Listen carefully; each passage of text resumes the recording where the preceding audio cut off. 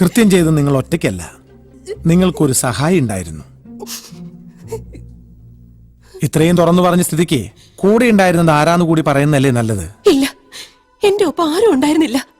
ഞാനാ ചെയ്തത്. ഞാൻ ഒറ്റയ്ക്ക് അവനെ.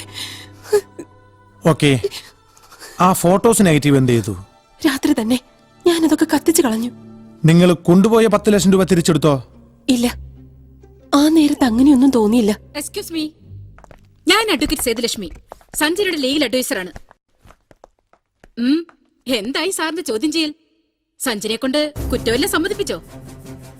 ഇന്ത്യ മുഴുവൻ അറിയപ്പെടുന്ന ഈ അഭിനേത്രിയെ രണ്ടാമത്തെ പ്രാവശ്യമാണ് ഒരു കൊടും ക്രിമിനലിനെ പോലെ വഴിയിൽ തടഞ്ഞു നിർത്തി കസ്റ്റഡിയിൽ എടുക്കുന്നത്. ഇതിന് തക്കവണ്ണം എന്ത് എവിഡൻസ് ആണ് നിങ്ങളുടെ കയ്യിലുള്ളത്? അന്വേഷണ ചുമതലയുള്ള ഡിവൈഎസ്പിക്ക് പോലും അറിയില്ല എന്ത് ലാഭത്തിന് വേണ്ടിയാ തന്റെ സബോർഡിനേറ്റ് ഇതൊക്കെ ചെയ്തു കൂട്ടുന്നതെന്ന്. നിങ്ങൾ ആരാന്നാ നിങ്ങളുടെ വിചാരം?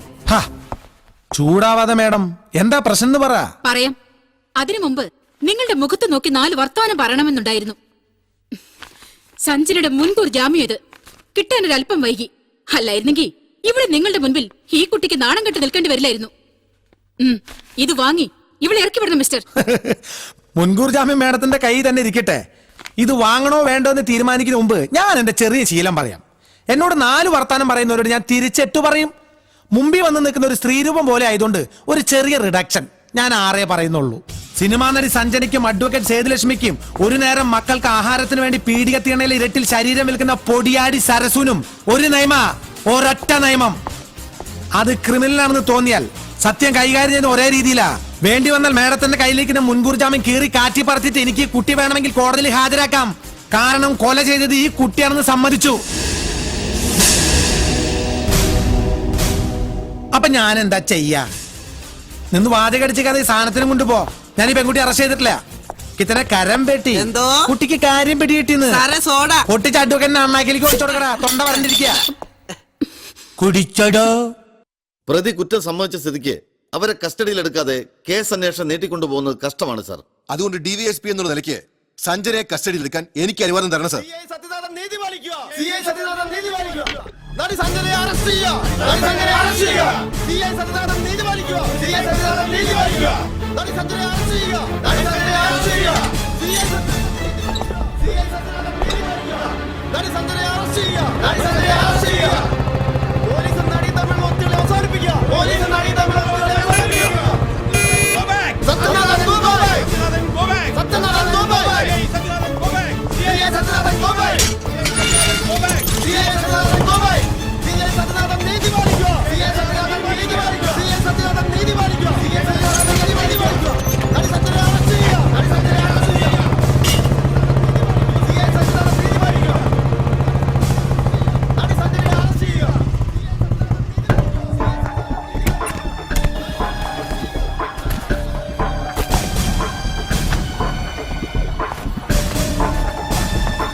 ജനം വയലന്റ് ആണ്.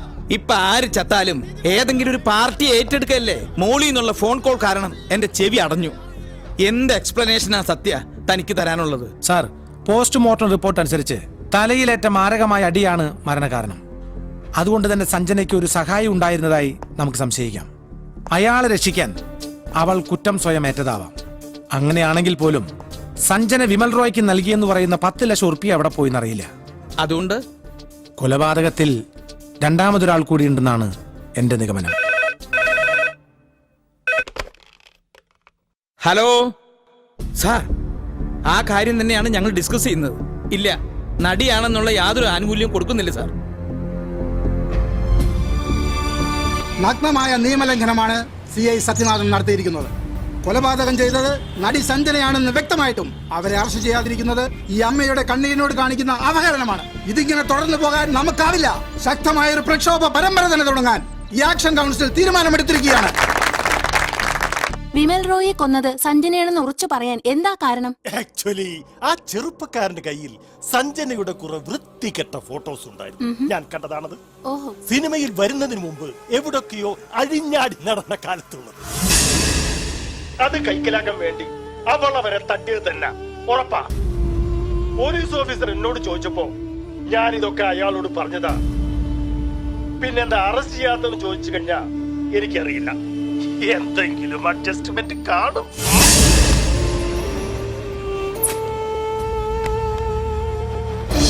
നടി സഞ്ജനയെ അറസ്റ്റ് ചെയ്യുക. പോലീസ് നടിയുമായുള്ള ഒത്തുകളി അവസാനിപ്പിക്കുക. സത്യനാഥൻ നീതി പാലിക്കുക. പോലീസ് നടിയുമായുള്ള ഒത്തുകളി അവസാനിപ്പിക്കുക. നടി സഞ്ജനയെ അറസ്റ്റ് ചെയ്യുക. പോലീസ് നടിയുമായുള്ള ഒത്തുകളി അവസാനിപ്പിക്കുക. നടി സഞ്ജനയെ അറസ്റ്റ് ചെയ്യുക. പോലീസ് നടിയുമായുള്ള ഒത്തുകളി അവസാനിപ്പിക്കുക. സത്യനാഥൻ നീതി പാലിക്കുക. പോലീസ് നടിയുമായുള്ള ഒത്തുകളി അവസാനിപ്പിക്കുക. No more explanations. പ്രതിയെ ഉടനെ അറസ്റ്റ് ചെയ്ത് കേസ് ചാർജ് ചെയ്യണം. സാർ എന്ത് ഈ പറയണത്? ഇപ്പോഴത്തെ അവസ്ഥയിൽ കേസ് കോടതിയിലെത്തിയാൽ അത് തള്ളിപ്പോകും. പതിവ് പോലെ കേരള പോലീസിനെ കുറെ ശകാരിച്ചിട്ട് അവർ വേറെ അന്വേഷണ ഏജൻസിയെ ഏൽപ്പിക്കും. അല്ലെങ്കിലും അത് തന്നെയാണ് സംഭവിക്കാൻ പോകുന്നത്. 24 മണിക്കൂറിനകം അറസ്റ്റ് നടന്നില്ലെങ്കിൽ വേറെ ഏജൻസിയെ കൊണ്ട് അന്വേഷിപ്പിക്കാനാണ് തീരുമാനം. സാർ, ഒരാഴ്ച കൂടി, 7 ദിവസം, അതിനുള്ളിൽ കേസ് ഞാൻ തെളിയിക്കും. ഒരാഴ്ചയൊന്നും പറ്റില്ല. 24 മണിക്കൂറിനകം നിനക്ക് എന്ത് ചെയ്യാൻ പറ്റും അത് പറ. 24 മണിക്കൂറിനകം എനിക്ക് ചെയ്യാൻ പറ്റാവുന്നത് ലീവ് എടുത്ത് നാട്ടിൽ പോകാനേ പറ്റൂ. എന്നാ പിന്നെ അത് തന്നെയാ നല്ലത്. കൊള്ളാം സാറേ. മര്യാദയ്ക്ക് നാട്ടിൽ കിടന്ന് എന്നെ ഉപദേശിച്ച് പൊക്കിയെടുത്ത് ഇവിടെ കൊണ്ടുവന്ന് ഞാനായിട്ട് സൃഷ്ടിച്ച കേസ് ഇത്രയും ഒക്കെ ആക്കി വെച്ചിട്ട് ഇപ്പതേ തിരിച്ചു പൊക്കോളാൻ. ഇപ്പൊ സത്യനാഥൻ ആരായി സാറേ? SP Philip Tharakan sir. ശരി sir, okay.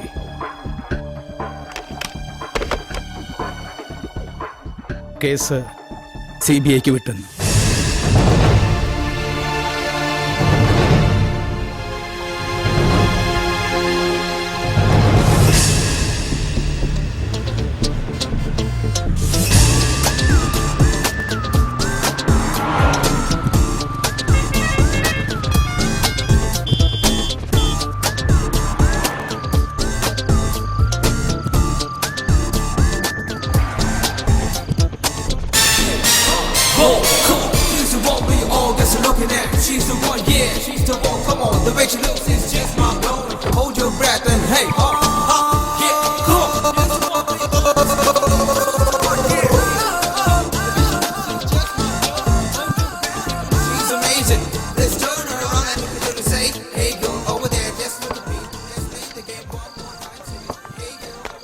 Hello, sir. Yes. I'm Nandini Verma from CBI. Oh. You carry on. Take your seat. Thank you. Vimal Roy വധക്കേസിന്റെ അന്വേഷണം ഒരു ലേഡിക്കാണെന്ന് കേട്ടിരുന്നു. പക്ഷേ ആളിത്ര ചെറുപ്പാണെന്ന് കരുതിയില്ല. സർ, എനിക്ക് ഈ കാര്യത്തിൽ കേരള പോലീസിന്റെ എല്ലാ ഹെൽപ്പും വേണം. തീർച്ചയായും ഈ കേസിൽ നിങ്ങളെ ഹെൽപ്പ് ചെയ്യാൻ പറ്റിയ ഒരാള് CI സത്യനാഥനാണ്. ഹൈവേ സൈഡിൽ കണ്ടെത്തിയ ഡെഡ് ബോഡി സാധാരണഗതിയിൽ മെഡിക്കൽ വിദ്യാർത്ഥികൾക്ക് പഠനത്തിന് വിട്ടുകൊടുക്കുന്നതോടെ അവസാനിക്കേണ്ട ഒരു കേസ്. അത് ഇത്രയും ആക്കിയത് സത്യനാണ്. കേസ് തെളിയിക്കാൻ 7 ദിവസം കൂടെ സമയം നൽകണമെന്ന് സത്യൻ എന്നോട് ആവശ്യപ്പെട്ടതാ. പക്ഷേ 7 ദിവസം കൊണ്ട് ഈ കേസ് തെളിയുമായിരുന്നെങ്കിൽ അയാൾക്കത് നേരത്തെ ആകരുതായിരുന്നു. അതെ, എന്നാലും മർഡറിന്റെ ഫുൾ ഡീറ്റെയിൽസുമായി ഞാൻ സത്യനെ നിങ്ങളുടെ ഓഫീസിലേക്ക് അയക്കാം. എന്തു പറയുന്നു? Okay sir. Anyway, best of luck. Thank you sir. ആദ്യം ചോദ്യം ചെയ്യേണ്ടവരുടെ ഒരു ലിസ്റ്റ് തയ്യാറാക്കണം.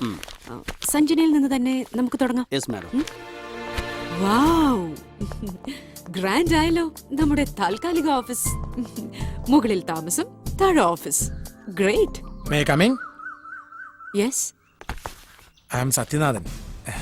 വിമൽ റോയ് വധക്കേസിന്റെ അന്വേഷണ ചുമതല എനിക്കായിരുന്നു. SP പറഞ്ഞിരുന്നു ഇങ്ങനെ ഒരാളെ കുറിച്ച്. വരൂ. മാഡത്തിന് എന്തോ ചോദിക്കാനുണ്ടെന്ന് തരയൻ സാർ എന്നോട് പറഞ്ഞു. എനിക്ക് ചോദിക്കാനൊന്നുമില്ല. നിങ്ങൾ എന്തൊക്കെയോ മഹത്തായ കണ്ടുപിടുത്തങ്ങൾ നടത്തിയെന്നോ 7 ദിവസത്തിനകം പ്രതിയെ കണ്ടെത്തുമെന്നോ ഒക്കെ തരകൻ സാർ പറഞ്ഞു.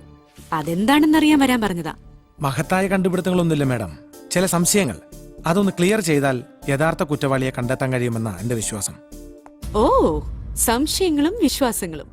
ഈ വിശ്വാസം എന്ന് പറഞ്ഞാൽ കേരള പോലീസ് പൊതുവെ അന്ധവിശ്വാസികളാണല്ലോ. അതിന്റെ പുറത്താണോ 7 ദിവസം കൊണ്ട് എന്തോ ബ്ലാക്ക് മാജിക് കാട്ടി പ്രതിയെ കണ്ടെത്താമെന്ന് വീരവാദം അടിച്ചത്? Have A seat. പൊതുവെ കേരള പോലീസിന്റെ കയ്യിൽ നിന്ന് ഞങ്ങൾക്ക് ഒരു സഹായവും കിട്ടാറില്ല. പിന്നെ തെളിവുകൾ നശിപ്പിച്ച് പ്രതികളെ രക്ഷിക്കലാണല്ലോ നിങ്ങളുടെ പ്രധാന ഡ്യൂട്ടി. എന്താ, അങ്ങനെ വല്ല സഹായം ചെയ്തു വെച്ചിട്ടാണോ ഈ വരവ്? അങ്ങനെ കേരള പോലീസിനെ അടച്ചു കുറ്റം പറയരുത് മാഡം. ഞങ്ങൾ ഇട്ടിരിക്കുന്ന ഈ കാക്കിക്കുപ്പായം തെളിവുകൾ നശിപ്പിക്കാനോ പ്രതികളെ രക്ഷിക്കാനോ അല്ല, ജനങ്ങളുടെ ജീവനും സ്വത്തിനും സംരക്ഷണം നൽകാനാ. ഈ നാട്ടിൽ അധ്വാനിക്കുന്ന ജനം നികുതിയായി നൽകുന്ന വിയർപ്പിന്റെ മണമുള്ള നോട്ടുകളാ ഞങ്ങൾ ശമ്പളമായി എണ്ണി വാങ്ങിക്കുന്നതിന് ഉറച്ച വിശ്വാസമുള്ളവനാ ഞാൻ. Cool down mister Sathyanathan. ഞാൻ പൊതുവെ പറഞ്ഞതേ ഉള്ളൂ. ഞങ്ങള് CBI-ക്കാർ കേരള പോലീസിന് ഒരു അബ്രിവേഷൻ ഉണ്ടാക്കിയിട്ടുണ്ട്. കേരള പോലീസിനെ കുറിച്ച് ഇത്തരം ഒരു മുൻവിധി വെച്ച് പുലർത്തുന്ന CBI-യിൽ ഇതൊന്നുമില്ലേ? കോട്ടയത്ത് തിരുവസ്ത്രമണിഞ്ഞൊരു കർത്താവിന്റെ മണവാട്ടി കൊല്ലപ്പെട്ടിട്ട് വർഷം 16ആയി. വർഷാവർഷം മാറി വരുന്ന CBI-ക്കാരന്റെ കേസ് തെളിച്ചില്ല. എന്തിനാ കേസ് തെളിയിക്കുമെന്ന് തോന്നി ഓഫീസറെ പുകച്ചു പുറത്തിയാടിച്ചത്? ഇവിടുത്തെ പരമോന്നത കോടതി വരെ കുറ്റപ്പെടുത്തിയില്ലേ സെൻട്രൽ ബ്യൂറോ ഓഫ് ഇൻവെസ്റ്റിഗേഷനെ? ചൂടാവല്ല മാഡം, പഴയ കാലൊന്നല്ല. പോക്കറ്റടിക്കാരന്റെ പോക്കറ്റിൽ കൈയിടുന്ന പോലീസിനും കേന്ദ്രമന്ത്രിമാർക്ക് പാദസേവ ചെയ്യുന്ന ചില പരമോന്നത അന്വേഷണ ഏജൻസി ഓഫീസർമാരൊക്കെ ലൈവായി പൊതുജന മധ്യത്തിൽ നിർത്തി തൊലിയിരിച്ച് കാട്ടാൻ മത്സരിക്കുന്ന TV ചാനലിന്റെ കാലത്. പത്രം വായിക്കുന്ന TV കാണുന്ന കൊച്ചു പിള്ളേർക്ക് വരെ അറിയാം CBI-യും കേരള പോലീസും ഒരേ നാണയത്തിന്റെ രണ്ട് വശങ്ങളാണെന്ന്. രണ്ടില് നന്മയും തിന്മയുണ്ടെന്ന്. ദാ ഈ ബ്ലാക്ക് മേജിക്കാരന്റെ വിയർപ്പിന്റെ ഫലം അത്. വേണമെങ്കിൽ ഉപയോഗിക്കാം. മാഡത്തിന്റെ മുമ്പിൽ വന്ന് ഇത്രയൊക്കെ സംസാരിക്കാൻ കാരണം കേരള പോലീസിനെ കുറിച്ചുള്ള വൃത്തികെട്ട മുൻവിധികൾ ഈ നാവിൽ നിന്ന് കേട്ടതുകൊണ്ടാ.